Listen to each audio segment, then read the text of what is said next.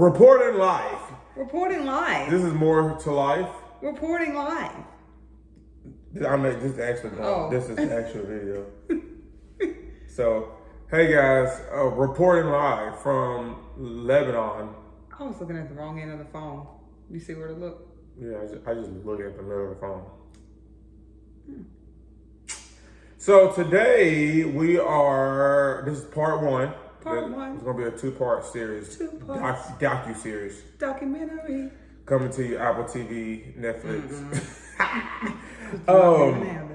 So today we're going over the 10 building blocks for a solid family. So this little sheet of paper we got, probably 5 years or 6 years ago from our church.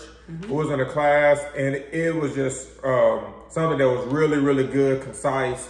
And we've kept it on our refrigerator for like the last 5 or 6 years, and we tried to. He just started reading it, but what I do, I put it above our where you fill up your water, and every time I'm filling up my water, I try to read one or two and focus on it. Yeah, and I didn't just start reading. I started just doing that because I drank way more water.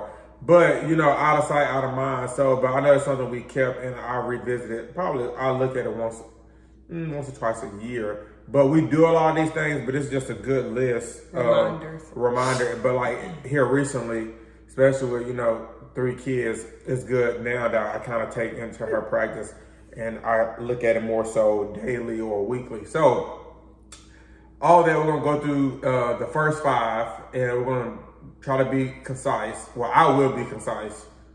I don't know if she will. All right, so I'll let you go with the first one. Number 1, the power of being there. Your children regard your very presence as a sign of caring and connectedness. We just talked about this the other day. Just remaining connected to your kids, you're liable to get more cooperation, is what I heard on a podcast. And it just shows them that you care. So we're trying to learn to just be there. That's hard for me. Lamar does that well, like playing and just being there.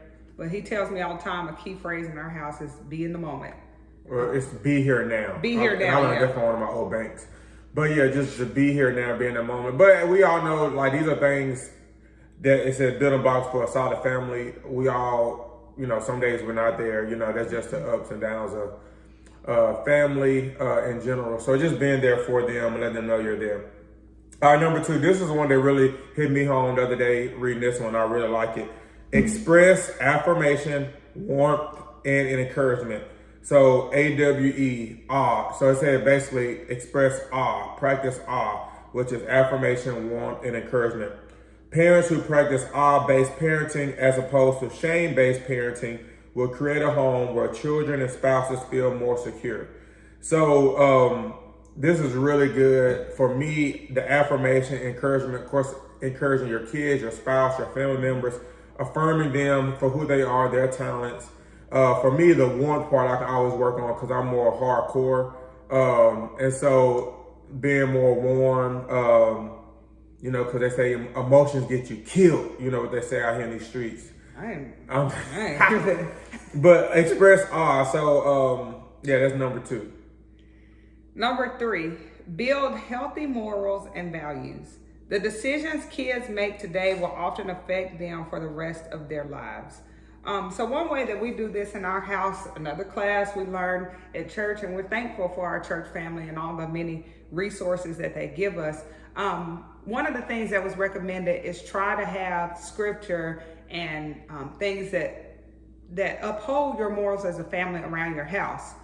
So we've known different friends that do that in different ways. For our house, we went to Ross and we found either the wall words, but we have one behind us that has our house rules.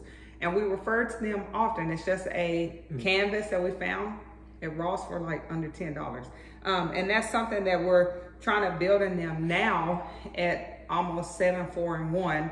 These morals, the foundation we're laying, will take them through the rest of their lives. So that's something we see it often, especially now that we have readers in our house. They can read it. Lamar say, all right, what is rule number? Whatever, they're not numbered, but the last one, no whining, be grateful, whatever.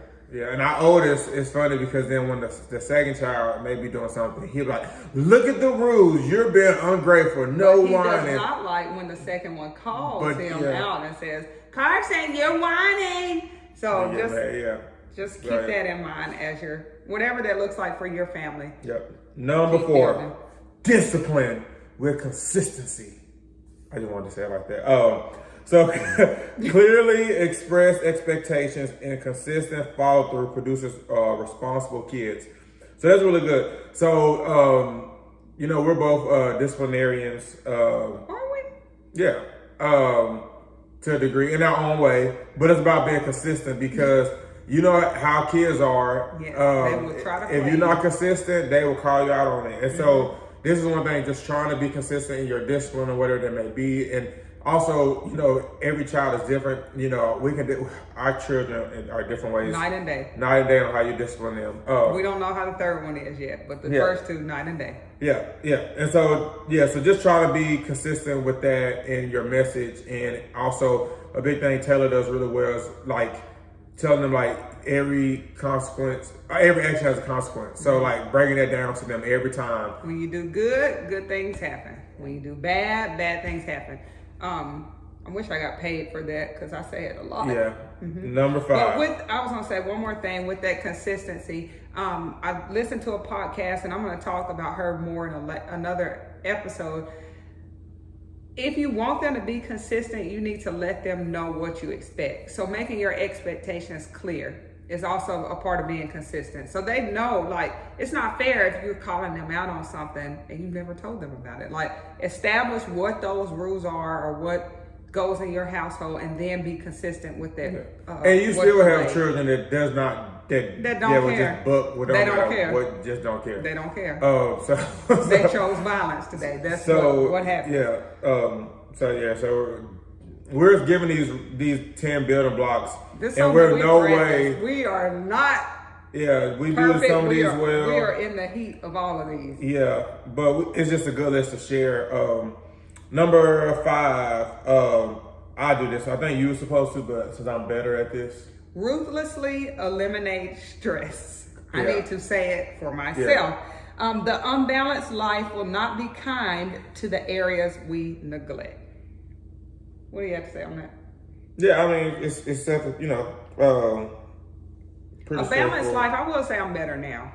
Yeah. A balanced life does equal a healthier, well-lived life. Yeah, and then when you have less stress, it trickles throughout the family. So when, as the parents are stressed or the kids are stressed, they can feed off that. So just kind of being cool, calm, collective, laid back, like me.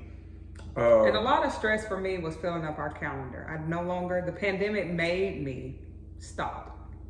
So I don't fill up our calendar as much as pre-pandemic, but it's a little bit more than in the pandemic, I guess, because pandemic, I didn't like the pandemic, but I like being at home.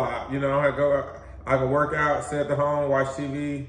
I don't have to go, drive. I don't like driving out everywhere. So, anywho, if you hear me something on local, I'll be there. If it's local within 15 minutes, count me in. Well, this is the end of part 1. Stay tuned for part 2. So with that, we'll be back. More to life. Like, subscribe, share, and have a good day. Like more videos. That's what Carson says.